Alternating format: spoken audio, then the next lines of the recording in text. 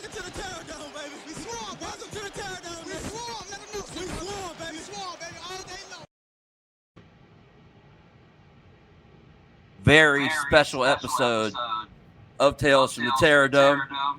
We have a true legend here, an icon, the man who built the program we love today. Coach Frank Beamer, how are you doing, sir? Doing great. Hope you are. Oh, absolutely. After a great playing career at Virginia Tech, was coaching always your career path, or was there like another option that you had potentially planned on pursuing? No, actually, I really hadn't thought about what I was going to do after college, and I was in a major that wasn't really conducive to being coaching in high school, so I actually had to go back once I decided I didn't have football any longer. I knew that I was going to miss football. So that's when I first started thinking about, well, let me go coach in high school. And there was an opening over at Radford High School, but I had to be able to teach math. So I actually had to go back and take a couple more math courses during the summer to get qualified to teach.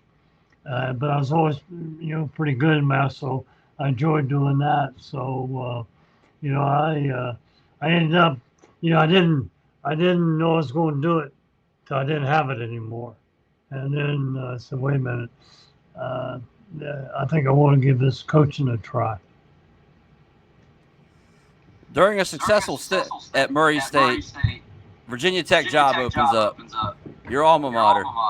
How confident were you that you would be hired for the position, and what was the process/experience like during the whole interview process for your alma mater? Well, Dutch Weichman was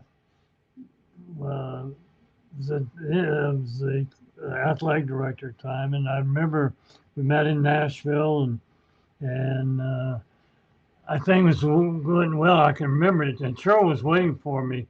She went with me and was waiting in the room, and we took a break, and I can remember going back to her and saying, I think I'm going to get offered this job, and felt good about everything, and sure enough, later on, I did get offered the job, and so everything was good from there. And, you took the job, and then mainly due to sanctions from a previous regime, the first few years at Tech didn't go very well for the Hokies. What was the biggest thing that you learned about yourself and about coaching football during that time that helped you turn it around after the 1992 season? Well, I realized you needed players. That, we were penalized scholarships, and my fourth or fifth year, we were down 20-some scholarships. 20-some people weren't there that could have been there, and that makes a big difference in a football program. So I realized right then that you better be able to recruit. You better have personnel because you need players that can be successful on the football field. So that's basically what I learned. And we all know how it worked out with Michael Vick, but what went into your decision to recruit Michael Vick instead of Ronald Curry, who may have been the hotter ticket at the time? Well, they weren't going to go. They said early on they weren't going to go to the same school. And, for whatever reason, Ronald was a great player. But I think there was word he was going to go to Virginia or North Carolina. I'm not sure exactly. I'm not sure exactly how that went. But I mean, right away, I liked Michael. And I liked what he was all about and his toughness and how smart he was. And so we went with Michael, and knowing that they weren't going to go to the same school. And in the end, Tommy Raymond encouraged him to come here. His mother Brenda listened to Tommy Riemann, and Tommy, I think, told her, hey, you can trust these guys and they'll treat him right. And so it worked out great. He got two people in the Hall of Fame. He got himself and he got me. So there's not many people who can end up getting two people into the College Football Hall of Fame. No, that's very true. He was a special talent. Oh my goodness. So the internet makes recruits easier to find these days, but that wasn't always the case. What was your system for finding recruits and identifying talent like Lauren Johnson and Brandon Flowers down in Florida and other states further away? We ended up having a couple of coaches that we really trusted their judgment, and became very good friends of the program. And our first stop was, okay, who should we be looking at? Who would not mind leaving the state, going out of state, and would fit at Virginia Tech. And so it's really we did a lot of what taking advice of coaches that we knew in the area, and coaches that we could trust and did trust and trusted their judgment. So we did a lot of that. What changed with the program after 2003 to avoid like the late season letdowns or slides and set us up for all those conference championships when we joined the ACC? I don't think. I think it ended up that you really tried to recruit good people, and if you had a great player that was a great person, that was it. That's the kind of guy you wanted, and they attracted other people. I can tell you, people wanted to go to where Michael Vick was, and wanted to go where Tyrod Taylor was, and wanted to go where Kim Chancellor and John Engelberger. I mean, great players attract other great players. So that's kind of how we worked it. No, absolutely. I guess bonus question would be around the time of joining the ACC. What was your feeling about joining that conference versus the Big East? I grew up about an hour from here, right across the North Carolina line, really, in Virginia, but right across the line. And so I was very familiar with the ACC, and always thought that's where Tech belonged. And academically, it was a great fit for us. And it was just, it's just fortunate it all worked out that that's where we became a member. Because, I'd hate to think where we would be today if we weren't a member of the ACC. I would agree with that. You had very little turnover on your staff throughout your whole coaching career at Virginia Tech, which is especially when you look at the climate today, it's very rare that you have coaches stay as long as you did, much less assistants stay as long as they did. How were you continuously able to keep your core of assistants together for the vast majority of your time at Virginia Tech? And what did you see in Coach Steinspring that made you comfortable naming him offensive coordinator? Yeah, I had a coach.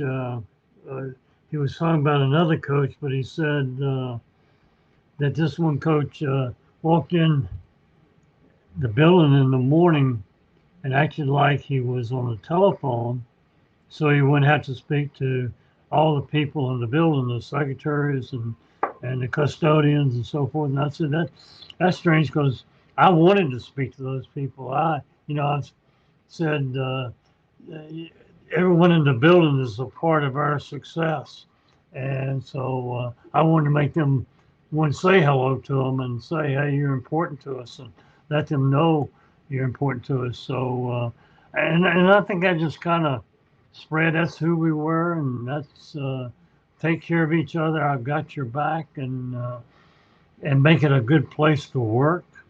Want to come to work, enjoy coming to work, and and feel like it was their job. I mean, this is your position, and you're not going to coach it. I'm not going to be looking over your shoulder and telling you to do this or telling you to do that. It's yours, and we'll live. If it's successful, it's you, and if it's not successful, it's you. And so we work straight up and very open and very matter of fact in how we went about it. No, absolutely. I had Coach Height and I've had Coach Steinspring on this podcast, and they both said we just never wanted to let him down. Well, again, I think we built a relationship here that it was them, it was their work. Uh, it wasn't going to be a guy always meddling with them and into their business. And I found out it worked very well that way. People are loyal to you and they want to get it done, and not only, I mean, for themselves, but also for the whole operation. No, absolutely. We started off the 2010 season with back-to-back heartbreaking losses to Boise State at FedEx Field and JMU at home in the rain. But then we ran the table all the way to the ACC Championship, and then we played John Harbaugh and Stanford and Andrew Luck in the Orange Bowl. After the JMU loss, how did you get the team back on track for that amazing run? Again, I think it goes back to people. If you got a bunch of bums on your team, man, and you lose 2 games like that to start the year, it's probably going to come apart. But when you got character and good people and people that care about other people, and coaches that care about the players that care about the coaches, yeah, that kind of atmosphere can get you through tough times. And it was a tough time. I mean, 2 losses and we just got started. And so, I think having the right kind of people in your program is what's really important. Absolutely. The program in the past couple years has faltered a bit following your retirement. In your opinion, how do you think the Hokies get the program back on the right track? Well, I think they've hired good coaches. I mean, sometimes it just works and sometimes it don't. And it's a tough business. You need results. It's a result business. So, but I know we got the right athletic director here. Witt's the right kind of guy, and we're fortunate to have him as our athletic director. I can tell you that. He's very knowledgeable, very highly thought of in the profession, and so I trust him totally to he and John Boleyn. I think is a great assistant for him. But he and his staff, they're going to get this thing right. Yeah, we're ready for it. Yeah, definitely ready for it. Yeah. When did you first realize that Enter Sandman would become an iconic part of Virginia Tech football, along with you and Michael and all the other great players and coaches like Bud Foster? It had a great entrance. It's amazing. I tell people, I mean, we got the greatest entrance in college football. And, I've always been a guy, I've always talked about, hey, we're all in this thing together. Students, alumni, professors, custodians, we're all in this thing together. And there's not a better way of showing that than you walk into our stadium and everybody's jumping together. It's we're all in this thing together. So, it's just a great entrance. And Tim East, I think, is the guy that came up with it, and he deserves it in the marketing department. And a lot of credit should go to him. But, man, it's just neat. It's just very, very neat. Yeah, every game I'm in the stands, I look up, are all around, to the top of the south end zone with God and around the north end zone and everything. And it's just everybody's going crazy. It's packed to the gills. And you built that. The players built that. The staff built that. The cafeteria workers, everybody built that.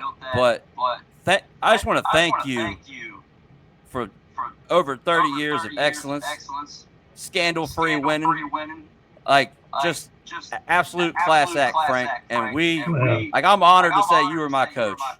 Well, thank you very much. It was great, great time here and great people and just a lot of good people went into making this program great.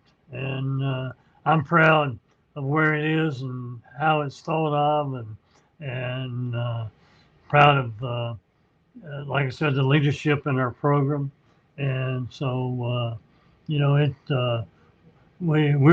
got the right people leading us, Whit Babcock and so forth. And so we got the right people. Absolutely, Coach. Thank you so much for your time today on Tales from the Terrordome. And I hope maybe I'll run into you at one of these basketball games. Yeah, we'll look forward to it, for sure. Absolutely. And as always, go Hokies. You got it.